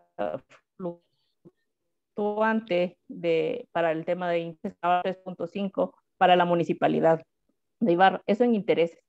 Entonces, en estos proyectos verdes, porque nosotros estamos básicamente ya proyectando los proyectos para la siguiente gestión administrativa, después de este año de elecciones, necesitamos tener ya básicamente los parámetros de a qué instituciones dirigirnos. Obviamente nosotros sabemos que el Banco Mundial ahorita tiene cerrado todo lo que son créditos a las municipalidades por este mismo desfase en los pagos que se han tenido y en el retraso de muchos proyectos que no tuvieron consecución. Pero tenemos un proyecto que es bastante importante, que era el tema del mercado, y nosotros en ese proyecto sí varias medidas estructurales y verdes. Una era justamente el tema de que todo lo que se maneje como energía se lo haga con energía paneles solares, y también teníamos un reciclaje del agua, ya que tiene un nivel freático muy alto la ciudad, entonces teníamos bastante salida de agua natural y queríamos esta también reinvertirla en el proyecto. Entonces, al manejarlo como este podría ser dentro de la municipalidad considerado un proyecto verde, con todas estas medidas que estamos implementando, ¿lo podríamos llegar a ejecutar de esa forma? Pensando en el mercado. Sí. Sí. Podría llegar a ser acá. Sí, yo te diría que sí. Como dije, esto trae una discusión digamos, que yo creo que es pertinente en el Ecuador de por qué el sector público no es financiable. No ha sido tradicionalmente. Nosotros nos aventuramos financiando un municipio y realmente es muy complejo, muy complejo. Incluso la normativa nos pone unos pesos de responsabilidades al acreedor, ¿no? que nos sorprendió. Y que, como dije, no son tan usuales en otros países, ¿no? En otros países sí tienes esa ventana. Aquí dependemos 100% de financiamiento con finanzas, posiblemente en ese crédito del Banco Mundial del municipio de Ibarra, el Ministerio de Finanzas tuvo que avalar, porque si no, no le prestan directamente al municipio. Entonces yo creo que en ese lado hay un espacio como país para mejorar, ¿no? Y luego el proyecto propiamente, digamos, lo que cuentas son precisamente las características que se buscan, ¿no? Es decir, esos incrementales, esas mejoras versus a lo que habrías hecho, no sé, pues hace 10 años, ¿no? Que hubieras agarrado la luz de la red. Ahora, no, mira, yo agarro y tengo una porción de autogeneración del todo limpia. Lo que te va a pasar también, por cierto, es que, y lo digo con un tema relativamente fresco, estamos mirando justamente este aspecto de fotovoltaico, y uno de los financistas del BIPA en particular nos dice, oye, fotovoltaico lo vamos a excluir por el momento. Y para nosotros fue, pero ¿cómo es posible esto? Fotovoltaico no va como verde. Dice, no, pues hay que mirar de punta a punta el proceso de construcción y fabricación del panel. Y eso ocurre en el 90% en la China, en una región donde se produce energía sumamente cargada de carbón, digamos, con coque, ¿no? Y además hay que mirar la minería que está detrás de la construcción del panel y sumar toda esa huella de carbono. Entonces, quizás ambientalmente no es tan el buen negocio que parece, ¿no? Entonces, esa es otra de las tendencias que está pasando, y es que hay una observación de punta a punta, todo el proceso, ¿no? Es decir, no solo el carrito eléctrico, sino cómo se construyó y cómo vino el acero de dónde vino el acero, ¿no? O qué huella de carbono tuvo el acero. Entonces, todo ese análisis está viniendo más y más, ¿no? Yo te diría que las multilaterales, o sea, si estás ahí presentando ese proyecto, sea con el Banco Mundial o con alguien más, te van a pedir los performance standards, los IFC performance standards. No, o sea, el proyecto que lo trabajamos con el Banco Mundial fue una infraestructura vial. Ese ya estaba financiado por 52.5 millones. Lo que estamos es con miras a los nuevos proyectos, o sea, a qué tipo de proyectos podríamos encajarlos en este tipo de financiamiento, porque no es solamente el mercado, también teníamos un proyecto de una planta regeneradora o procesadora de basura, que también quedó en stand-by, justamente por la falta de financiamiento. Entonces, si estos proyectos sí los podemos llevar ahora a la banca privada, ya tendríamos otra posibilidad de financiamiento que ya no sería ni el BED, ni el Banco del Estado, ni los multilaterales. A ver, posiblemente vías es más complejo financiar para un privado, algo que genera ingresos por sí mismo, ¿no? Quizás más, ¿no? Recordemos que los bancos miramos flujos, o los acreedores miramos flujos, y vemos de dónde salen esos flujos y qué tan discriminados está. Es una de las cosas que típicamente en proyectos va a hacer falta. Si tú estás, por ejemplo, la planta de manejo de residuos, implica eso un incremento de tarifa. Ese incremento de tarifa es políticamente posible, son las preguntas que haríamos, ¿no? Esa tarifa la podemos separar, poner en un fideicomiso, tal que vaya al repago de la inversión que han hecho, ¿no? O que harán. Esos son los elementos que estaremos mirando. Y evidentemente, estos aspectos de cómo se construye, qué huella ambiental tiene, ¿no? Para calificarlo como verde. Pero como te digo, para financiar a municipios en el Ecuador todavía hay un camino por recorrer, financiar privados, digamos, porque, como dije, pues la ley de Código de Finanzas Públicas me parece que lo hacía muy limitante, no imposible, pero muy limitante, y luego el mayor temor que tenemos los acreedores son los déficits fiscales, que son los que se traducen mañana en incumplimientos de pago, y el Ecuador todavía tiene un camino por recorrer en eso. Entonces, ojalá pudiera darte una respuesta más contundente, más positiva, pero creo que hay falta todavía, ¿no? Ya. Y ahora, en el tema de privados, sí, sí hay un proyecto también que se estaba haciendo de viviendas sustentables, en el sentido también de tiempo, consumo de materiales como hormigón. O sea, había muchos reemplazos ya de estas materias que son más biodegradables. Ya sabemos que el tema de, no en el Ecuador, lamentablemente, sí en otros países se maneja el hormigón como una materia tóxica, creo que es como tóxica calificada. Inclusive hasta para los desalojos de los escombros tiene muchas medidas más rigurosas que las que tiene el Ecuador. Pero lo que sí se estaba planteando es tratar justamente de manejar las terrazas verdes por el tema, y algunas cosas en el tema de edificación que se estaba realizando. Entonces, estos proyectos sí podrían entrar dentro de estas tasas, ¿no es cierto?, de estos financiamientos. ¿Cuál sería la tasa más o menos de financiamiento de estos proyectos habitacionales que se está planteando con medidas verdes? A ver, en términos de costos de tasas de interés, nosotros no diferenciamos a un cliente, por ejemplo, que le damos financiamiento verde y no verde, ¿no? Digamos, una industria, ¿no? Que le financiamos la materia prima que está importando, y le financiamos, digamos, la planta de tratamiento de aguas servidas, ¿no? Porque pensamos que, digamos, hay otras motivaciones que lo deben llevar a eso. Y desde el lado del banco, nuestro fondeo no es distinto para lo uno para lo otro, si nuestros costos son similares. Creemos que tiene que haber un elemento de convicción. Sin embargo, en el mercado de capitales, yo les mostraba esa lámina de los casi 500.000 millones de dólares que se han emitido en bonos verdes el año pasado. Como hay esta preferencia de ciertos inversionistas por colocar con impacto, ¿no? Típicamente terminan más demandados, y eso se traduce en una tasa un poquito menor. Eso no lo vemos en el Ecuador, no tenemos un mercado de capitales desarrollado. Hacia allá deberíamos ir, ¿no?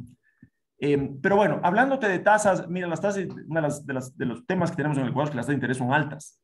Las causas pueden ser varias. Y para ciertos proyectos que requieren plazo, la tasa de interés alta es particularmente pesada, es como limitante.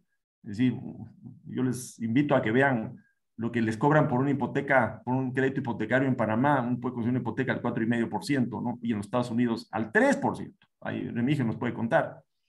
Aquí una hipoteca vale quizás un 8,5%, pero por el primer año, de ahí tiende a converger al 10% o al 11%. Y es que los costos no nos dan, ¿no? No nos dan, porque nuestro fondeo es asimismo caro. Yo les invito también, si les sobran unos dólares, a que vayan a colocar en una institución financiera. Posiblemente por ahí alguna cooperativa que les paga el 9 o el 10, o un banco que les paga el 5 o el 6, ¿no?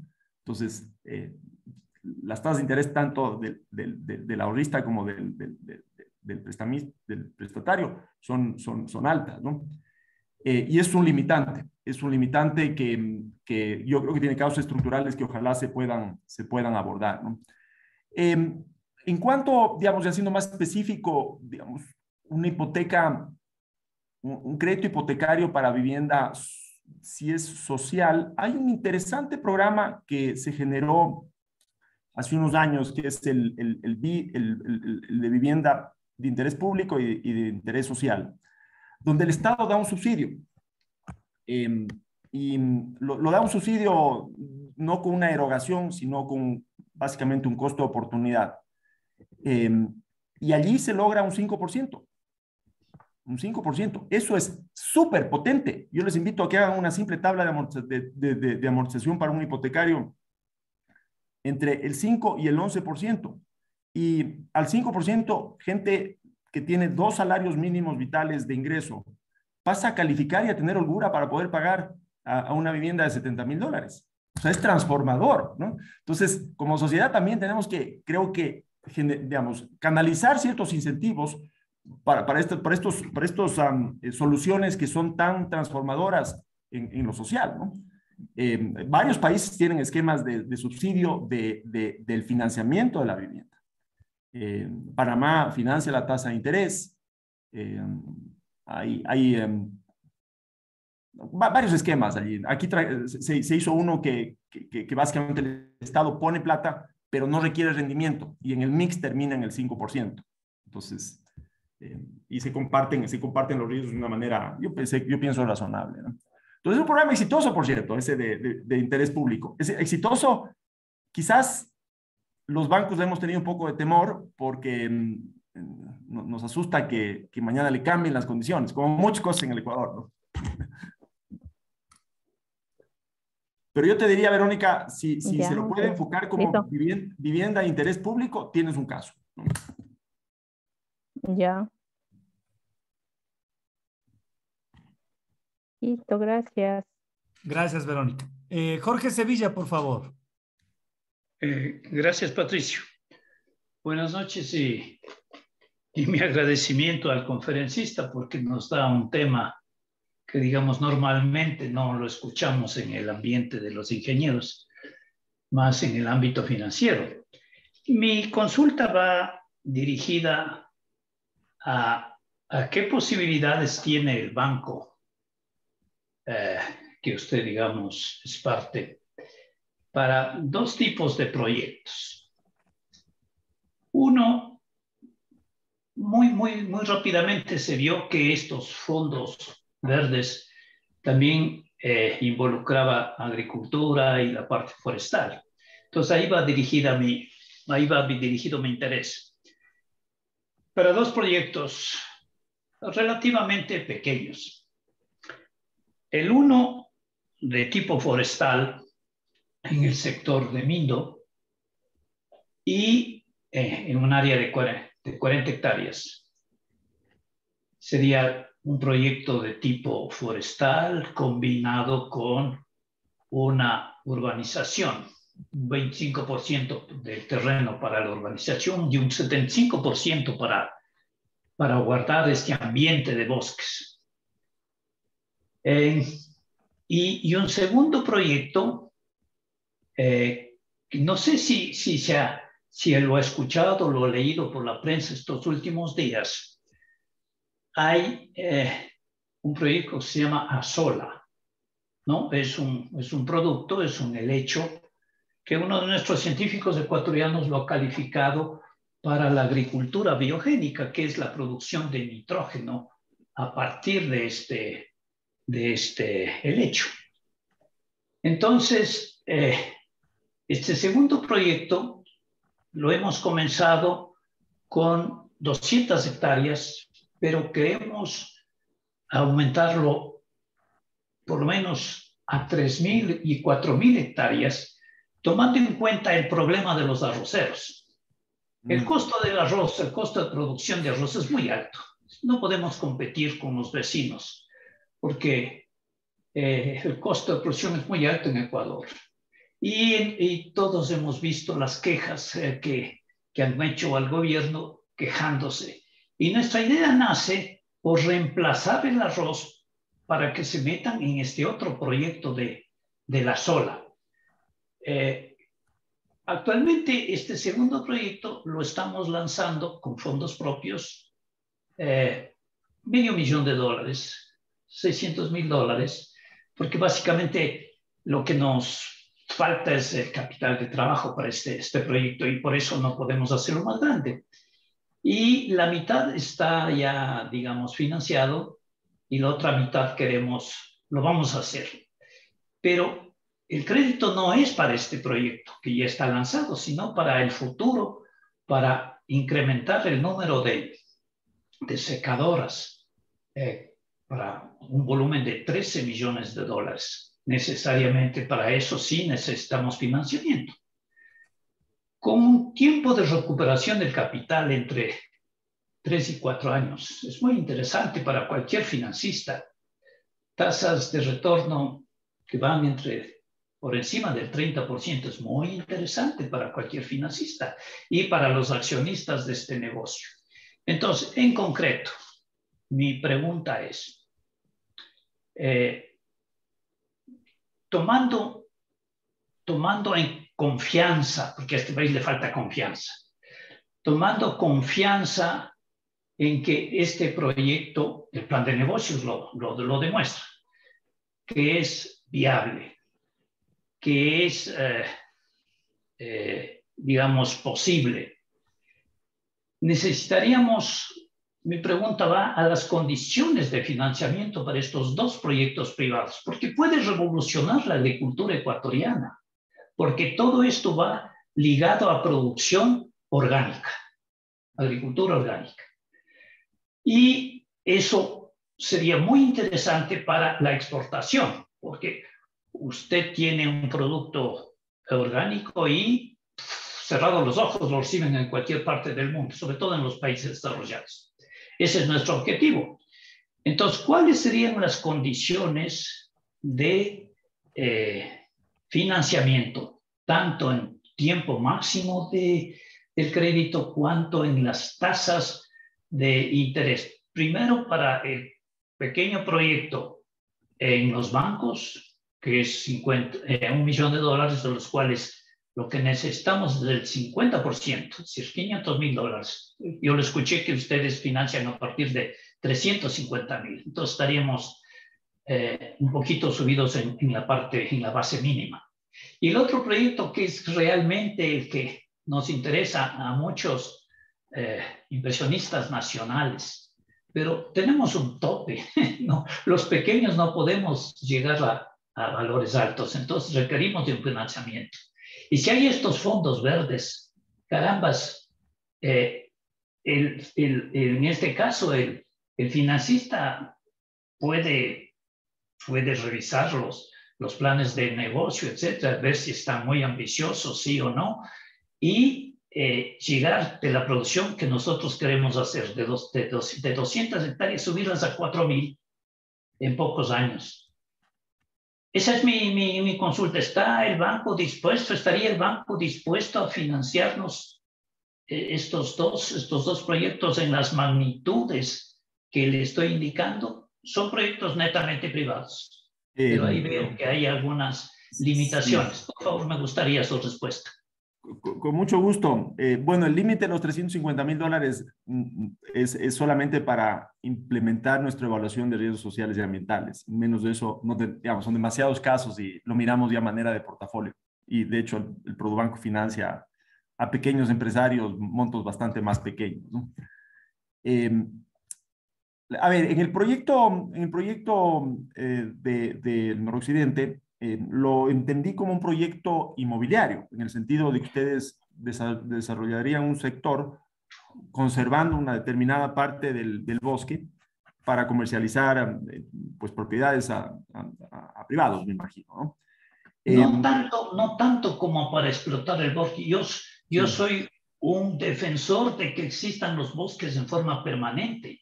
Es decir, esa propiedad tiene bosque natural que no la hemos querido meter nada extraño, entonces que se mantenga como está, ¿no? Y una cuarta parte de eso, un 30% de eso está ya, digamos, hecho pastos. Pastos. Esos pastos no queremos ponerle en el sistema ganadero, porque es un proyecto que no sirve mucho en Ecuador, sino que transformarlo para financiarlo simplemente con una urbanización de este tipo que le gusta mucho a los extranjeros, tener sectores de vacaciones anuales, digamos, en este tipo de cosas. Para eso es, por eso, combinando las dos, para financiarlo. Ese es el proyecto chico, digamos. Sí. A ver, en principio es un proyecto inmobiliario, los proyectos inmobiliarios adecuadamente estructurados y con una oportunidad de mercado creíble son financiables, de hecho lo hacemos todo el tiempo, ¿no? Desde el edificio hasta la urbanización, hasta incluso el proyecto de casas de playa, ¿no? Por poner ejemplos. En lo otro, me es nuevo el tema, coincido que en el Ecuador sobra arroz y que el mensaje que le está dando el mercado a los productores de arroz es no produzcas más, convierte esas tierras en alguna otra cosa, ¿no? Y me alegro escuchar que hay ideas allí, ¿no? Una de las cosas que nos pasa a los banqueros... Discúlpeme, no solo ideas, ya está en marcha, ya tenemos la primera secadora, nos entregan en muy pocas semanas. Iba precisamente a decir algo en el siguiente sentido. Una de las cosas que los banqueros, digamos, nos cuesta es financiar cosas desde cero, ¿no? Nos gusta mirar que haya una determinada trayectoria, una historia, o que alguien más ya lo hizo y, digamos, viene un proyecto que tiene elementos como muy concretos, muy reales, ¿no? Y la razón es que los banqueros cobramos una tasa fija, no podemos cobrar los rendimientos de un inversionista de capital, digamos, de equity, ¿no? Y asimismo le pagamos una tasa fija a nuestros inversionistas para financiar emprendimientos. Típicamente hay otro grupo de inversionistas que no son los bancos, ¿no? Pero entiendo que aquí hay un camino y hay una trayectoria. Y pues lo veríamos, ¿no? Es decir, el Produbanco financia y los bancos en general financian a productores de banano, a productores, bueno, hace unos años ya dejamos de financiar el arroz porque se veía como muy estrecho, pero financiamos los clásicos cultivos que tienen escala, ¿no? No somos tan buenos los bancos financiando al pequeño productor. Nos cuesta mucho, hay demasiados elementos de riesgo que no controla el pequeño productor. Nos gusta la escala, les gusta digamos, nos sesgamos hacia la agricultura más industrial, ¿no? Pero son 13 millones. Claro, esos niveles, digamos, sin duda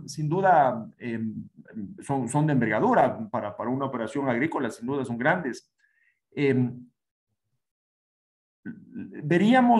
Nos fijaríamos mucho en la trayectoria que ha tenido este nuevo cultivo para formarnos una opinión sobre el mismo, ¿no? Porque no tenemos experiencia, esto es como nuevo. Siempre cuando hay yo me acuerdo hace años, los bancos nos costaba financiar camarón porque las camaroneras estaban destrozadas después de la mancha blanca.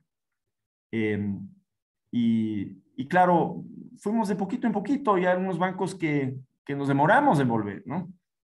Los bancos, por ejemplo, se demoró en volver. Y claro, luego ya se ve que hay una fantástica experiencia y digamos, la producción de camarón en el Ecuador está muy consolidada y es muy sofisticada. Pero al principio, cuando son como nuevas las cosas, es un poco más complejo en general. Pero de cualquier manera, quedo abierto a escuchar. Digamos, tienen allí mi número en el chat, y con gusto pues podemos conversar, o podemos poner a alguien del banco que le mire con más detalle el proyecto, ¿no? Sí, en realidad es un proyecto de industrialización de la azola. Desde el hecho. Es decir, es un proyecto de industrialización del nitrógeno. El nitrógeno es la base para digamos, de la urea, ¿no? Aquí no vamos a competir con urea, sino que vamos a competir con balanceados para todo el mercado nacional de producción de aves y de chanchos y y de ganado, es decir, para el balanceado. Enriquecemos el balanceado con nuestro producto. Ese es el objeto de la industrialización de estas 200 hasta 4.000 hectáreas produciendo nitrógeno, y ahí, en el momento que lo secamos, se obtiene el 12 al 13% ya. Entonces tenemos que secarlo, es decir, se pierde casi el 90% de la planta. Pero sí quisiera que nos presten atención para ver si realmente el banco nos podría interesarse en este proyecto de uso de fondos verdes, porque competir con el financiamiento comercial es difícil, ¿no? Actualmente la banca ha bajado 4 puntos, eso me alegra, eso lo escuché ayer o antes de ayer, que bajaron de 16 a 12,5% las tasas de interés. Eso, por ejemplo, es bueno, ¿no? Pero los fondos verdes usan fondos con tasas de interés más baratas. Entonces, es lo que nos gustaría saber, si es posible o no financiar este tipo de negocios nuevos, porque es nuevo. Escríbanme con mucho gusto para conversar y profundizar en el proyecto, pues, y de hecho... Perfecto. Perfecto, le agradezco mucho la apertura. Si hay un ángulo, y como aquí hay un ángulo, esto del nitrógeno, pues creo que trae buenas connotaciones en lo ambiental. Entonces, evidentemente, eso nos agrada, ¿no? Sí. Así es. Según lo expresado por Rubén, tenemos el teléfono de él en el grupo y de hecho lo he escrito en este momento en el chat para quienes deseen conversar de forma directa, lo copien el celular de Rubén. Hay un comentario de Carlos Granja. La banca internacional tiene varios requerimientos que van con las normas de desempeño sobre sostenibilidad ambiental y social, que definen un cumplimiento local de la normativa y requerimientos internacionales. Uno de los requerimientos es la eficiencia energética. ¿Alguna otra inquietud, estimados colegas? Rubén, ¿me permites un segundo, Pato?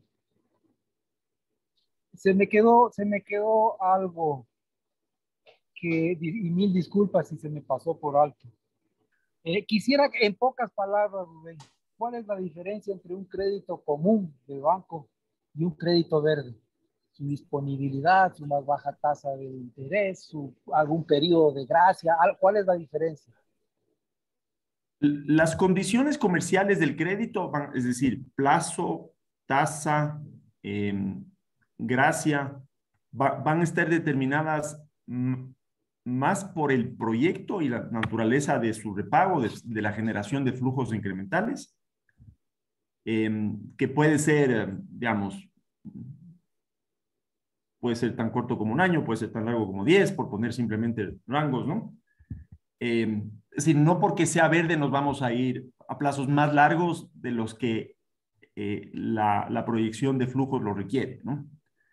En cuanto a tasas de interés, el banco va a tener un incentivo adicional de hacerse de ese negocio y posiblemente esté algo, digamos, disponible a tener una tasa un poquito más flexible.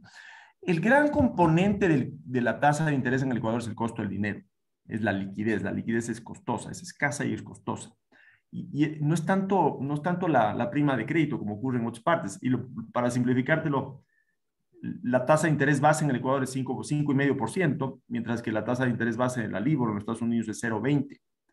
Entonces, de ahí partes, de ahí tienes que cubrir los costos operativos del banco y el margen de riesgo que este crédito requiere. Entonces, por eso terminamos en esos niveles, ¿no?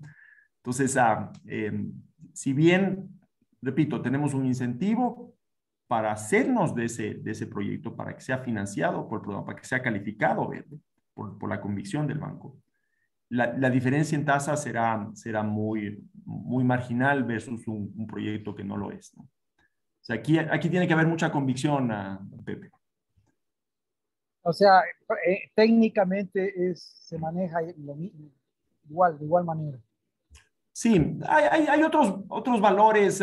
Típicamente pasas a tener una visibilidad por estar allí. Hay gente que le interesa por razones comerciales.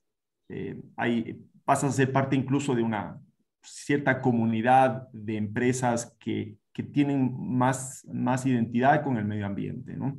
Incluso he visto recientemente que ha entrado con mucha fuerza esto de las empresas B, ¿no? Que son empresas que buscan, digamos, cuidar todos sus ángulos de impacto, ¿no? en su entorno, para que tengan todas las consideraciones sociales, ambientales, hacia el cliente, hacia el proveedor, hacia todos, ¿no? Que sean favorables, ¿no?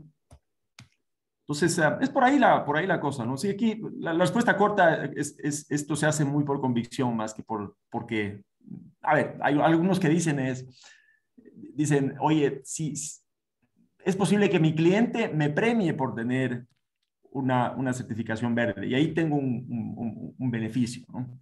Pero eso es discutible decir si realmente ocurre o no ocurre, ¿no? Gracias, Rubén. Interesante. ¿Alguna otra inquietud, estimados colegas y amigos? Bueno, Rubén, como siempre, agradecerte por tu amabilidad de compartir tu amplia experiencia bancaria con nosotros. A su vez, también agradecerles a los 27 colegas y amigos que estuvieron presentes en esta noche y al mismo tiempo invitarles para que el viernes 3 de diciembre nos unamos a una conferencia y a una charla completamente diferente a las que hemos hecho. Son las fiestas de Quito, así que vamos a hablar sobre la música, sobre las tradiciones y sobre las anécdotas que tiene la bella capital del Ecuador, en donde algunos chagras andamos viviendo muchos años aquí. Así que, Rubén, esperamos tenerte próximamente con nosotros nuevamente. Muy gentil, un fuerte abrazo a ti, a todos ustedes, y la próxima semana nos vemos a la misma hora. Una feliz noche. Gracias a todos por su generoso. Gracias, Patricio, gracias a todos. Y a los órdenes, un placer haberles visto. Muchas gracias a todos. Buena noche. Gracias igual. Una buena noche. Felicidades. Chao, chao. Muchas gracias. Chao, chao.